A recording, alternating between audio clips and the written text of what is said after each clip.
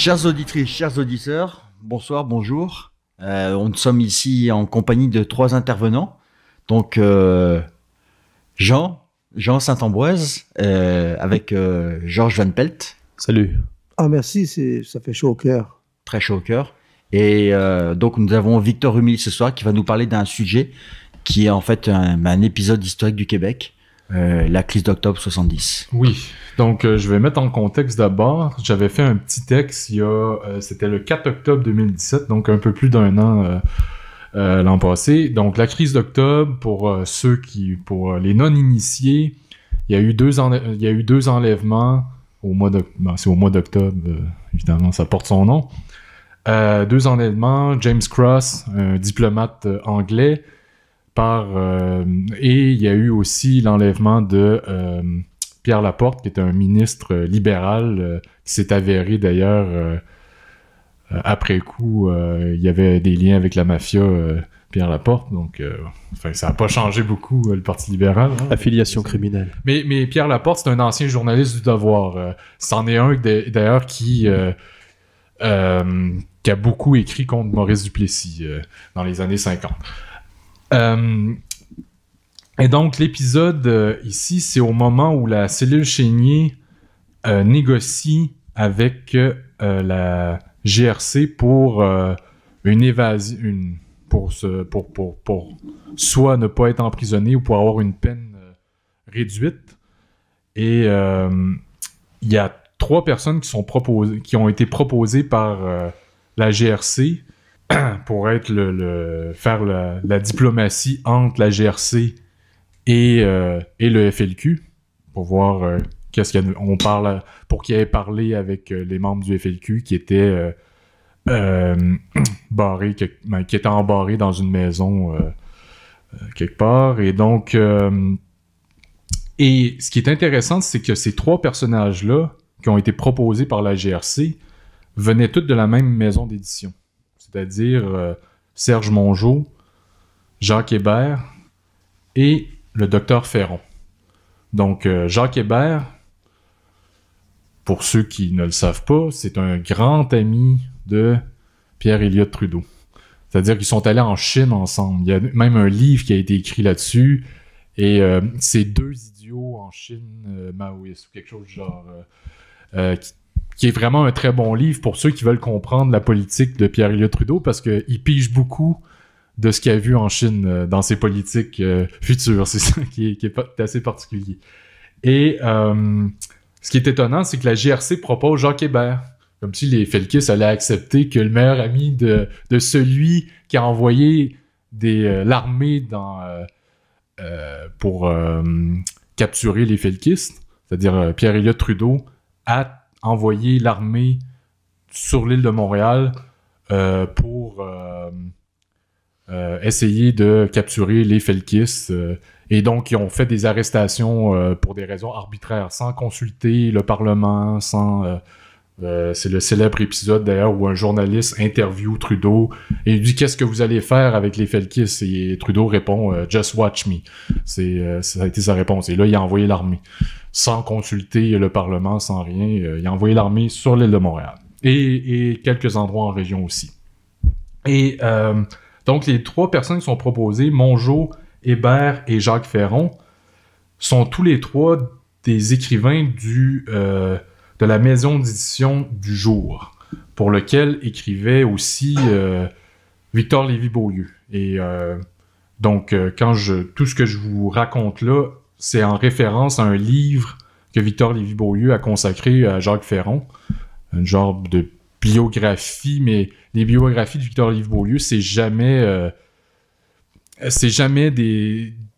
écrit de manière traditionnelle. Il y a toujours un genre, puis c'est toujours excellent, là, mais c'est pas commun comme style. Et il raconte la vie de Ferron à sa manière. Et à la manière de Victor Lévy-Beaulieu, évidemment, c'est peu commun. Et donc, voilà, ce qui est intéressant, ces 3 personnages-là, Ferron, Mongeau et Hébert, et les Felkistes décident d'accepter Ferron.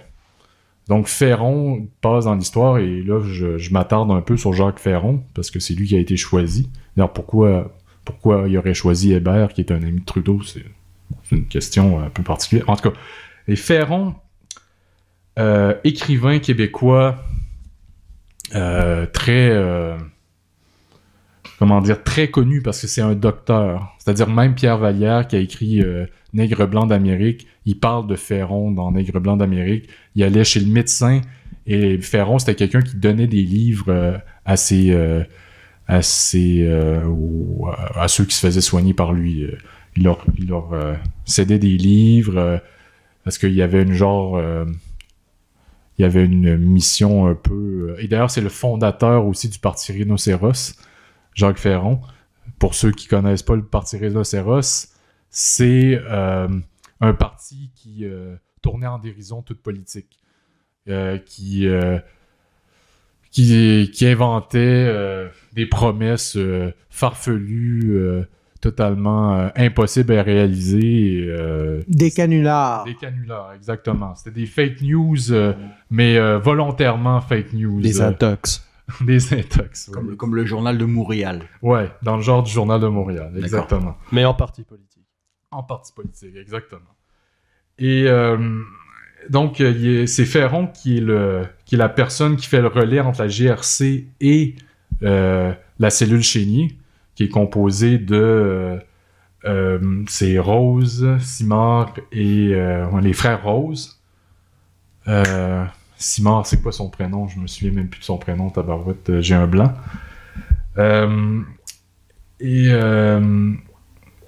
Et donc, il y a une chose qui est intéressante que Victor Lévy-Beaulieu écrit. Il dit, je cite, page 342, « Je me souviens quand Pierre Laporte est mort, il y avait autant de journalistes étrangers à Montréal qu'on pouvait voir de soldats. » Donc, les soldats avaient pris assaut de Montréal, et malgré tout, c'est comme si c'était prémédité. Ça avait été prémédité, c'est-à-dire que, parce que sinon, il n'y aurait pas eu de journalistes étrangers, du moins pas en aussi grande quantité.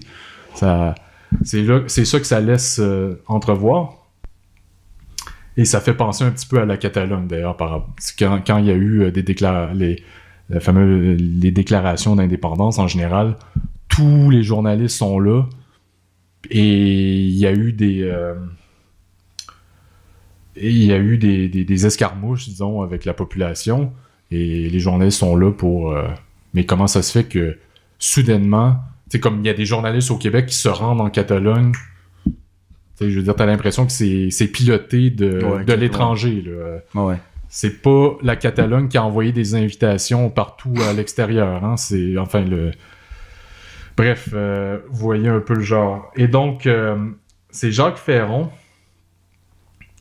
qui. Jacques Ferron dit qui était un. Bon, il ne cachait pas sa sympathie pour les felkistes, mais ne pouvait souscrire à la violence. Et il s'est promis, il s'est juré de dire toute la vérité sur les événements d'octobre. Qu'est-ce qui s'est passé? Évidemment, Jacques Hébert. D'ailleurs, Jacques Hébert, ce qui est intéressant, c'est qu'il a organisé des campagnes de Pierre-Éliott Trudeau. Oui, non mais... Le monde est petit. Le monde est petit, oui, mais c'est ça. Et pourquoi ils venaient tous des éditions du jour? Qu'est-ce qu'avait cette maison d'édition-là? Moi, c'est des questions que je me suis posées. J'y réponds pas dans l'article.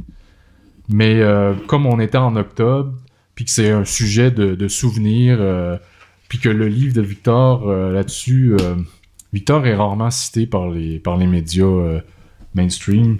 Victor, c'est sa petite entreprise à lui-même. Il écrit un livre par année, puis il édite à peu près tout le monde. Il dit des fois qu'il réécrit même les livres de certaines personnes. C'est parce que, bon... mais c'est un éditeur très prolifique, puis un écrivain très prolifique qui a écrit peut-être...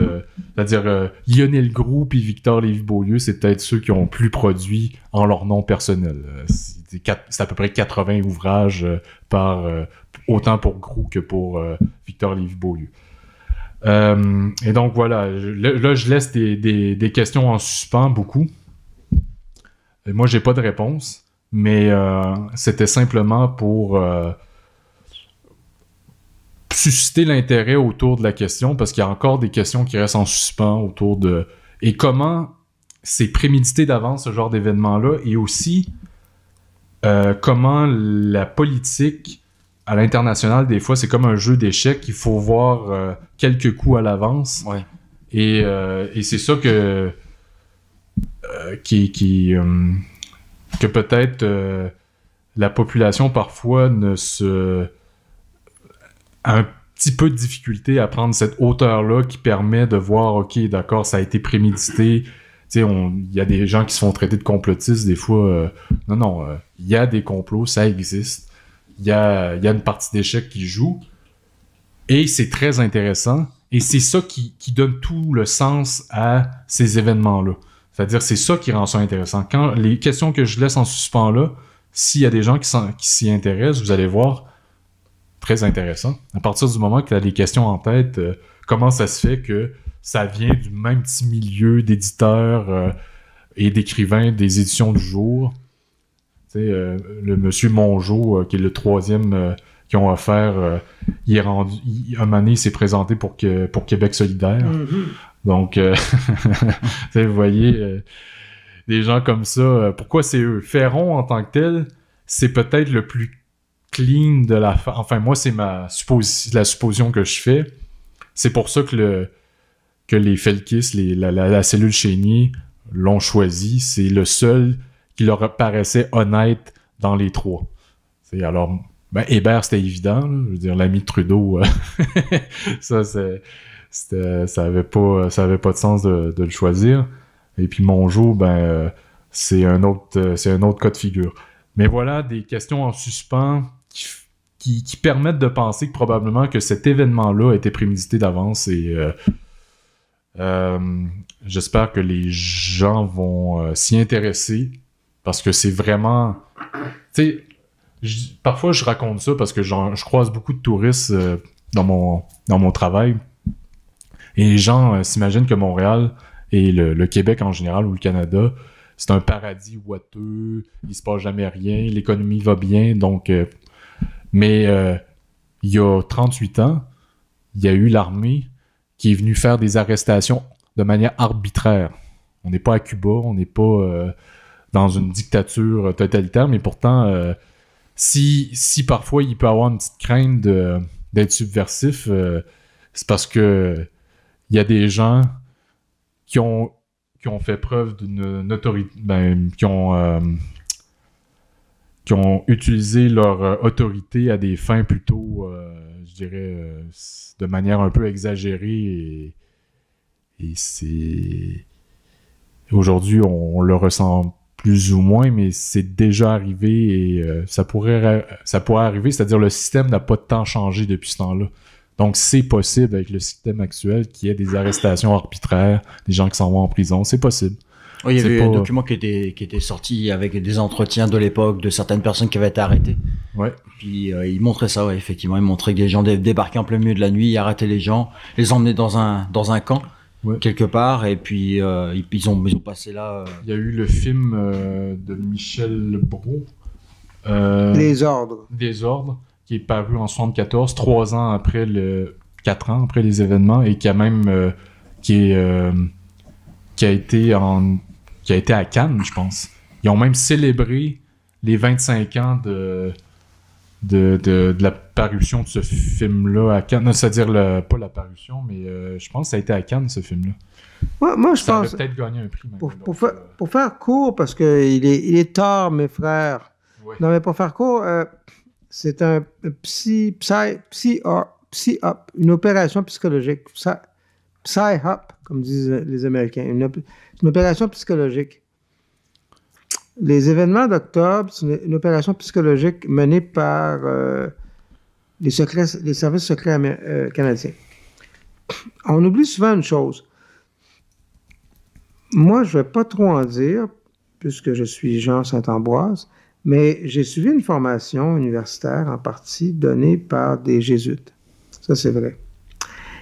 Et donc, on a travaillé sur le terrain de la psychologie de masse, la propagande, la sémiotique, la sémantique, la manipulation.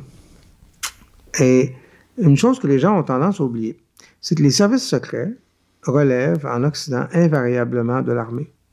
Malheureusement, la psychologie populaire influencée par Hollywood pense que les services secrets, c'est la CIA, c'est toujours des hommes habillés en noir. Non, à la base, les services secrets relèvent de l'armée. Alors, les services secrets canadiens relèvent de l'armée canadienne. Donc, on pourrait dire une armée au service des forces d'occupation. Alors, les événements d'octobre 70 relèvent d'une psy-up, une opération psychologique. Alors, c'est comme une mise en scène dont le prélude a débuté un peu avant Expo 67. En fait, ça a un lien avec Expo 67, qui est l'avènement du mondialisme au Québec. Donc, c'est l'exposition universelle de 1967, l'ouverture du Québec au monde. Donc, le Québec qui sort de sa soi-disant torpeur, qui devient, qui ne fait plus partie du Canada français, qui devient le Québec, une espèce de nation artificielle, virtuelle, une nation virtuelle, le Québec. Et donc, en 67, on ouvre le Québec au monde.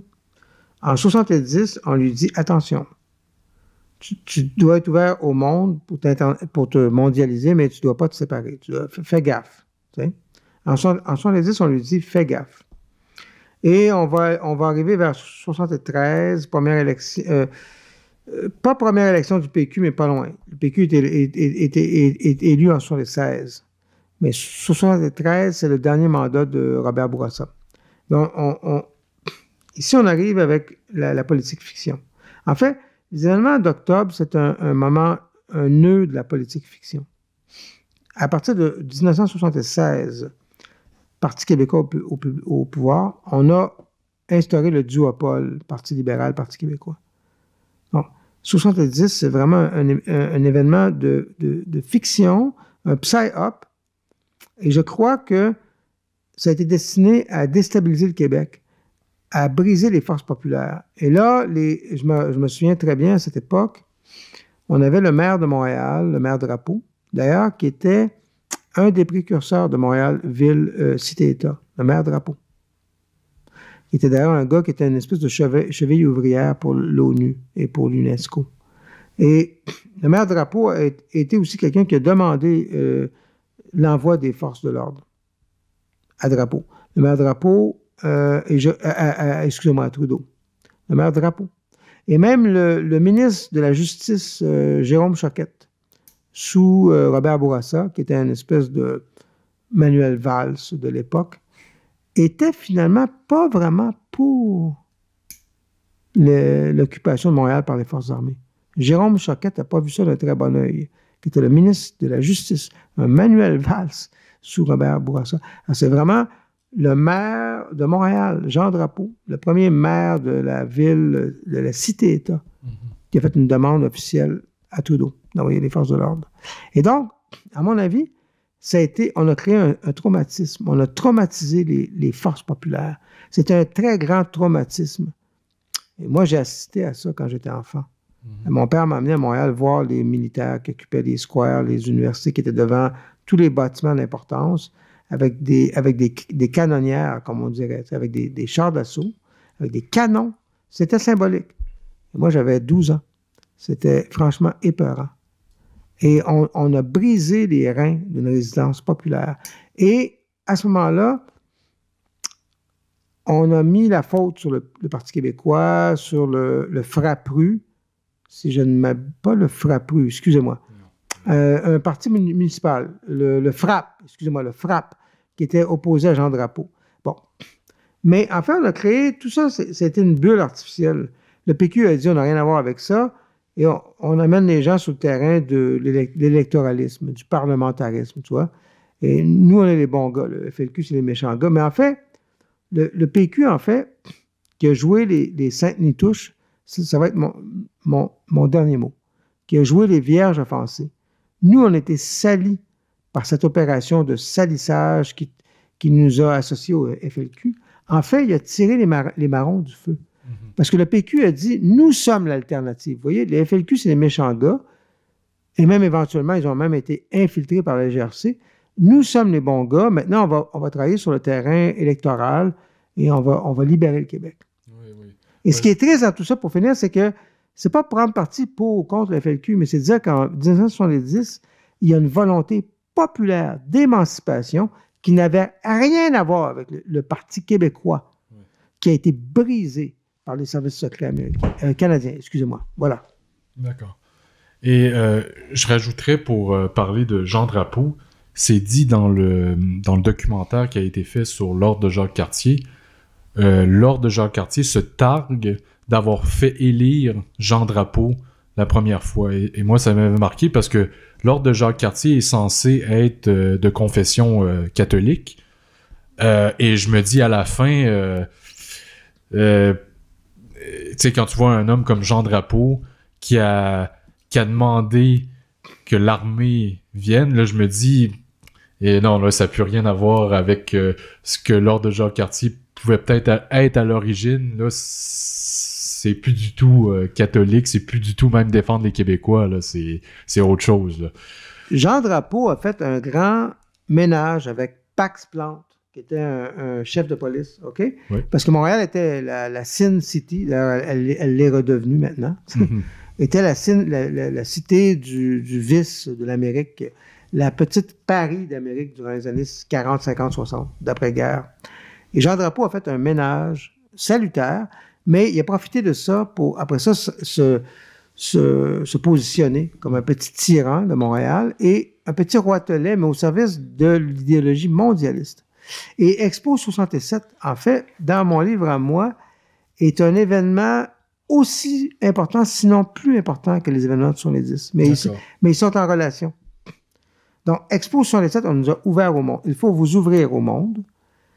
Et en 70, on nous a tapé sur les doigts. On a dit, ouvrez-vous sur le monde, mais ne jouez pas au Che Guevara.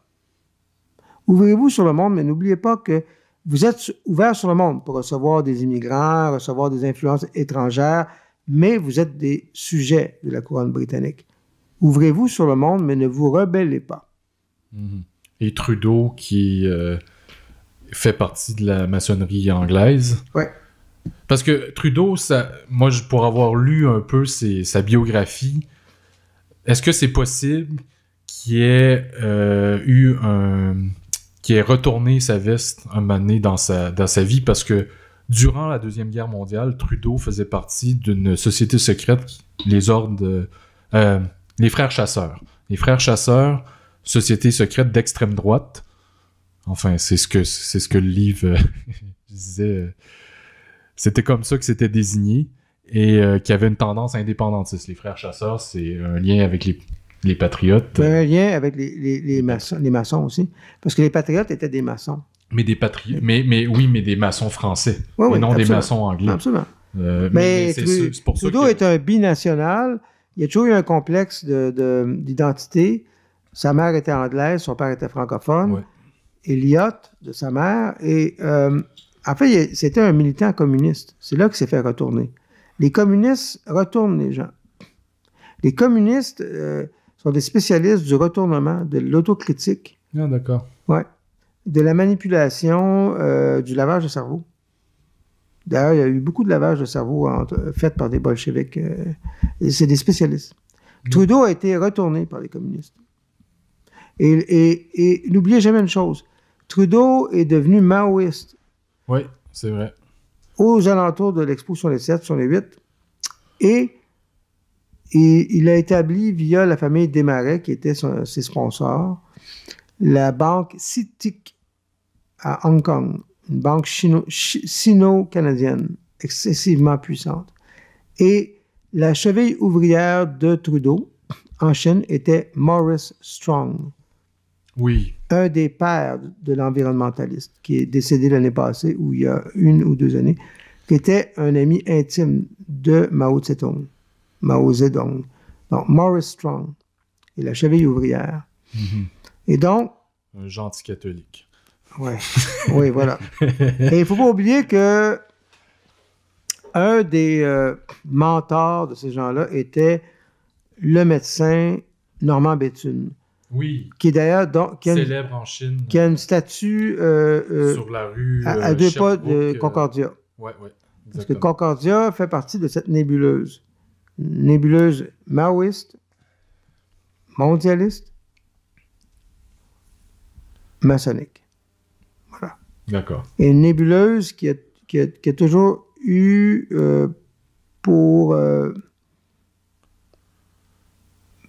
but premier de mater le Québec, de mater toute velléité d'autonomie.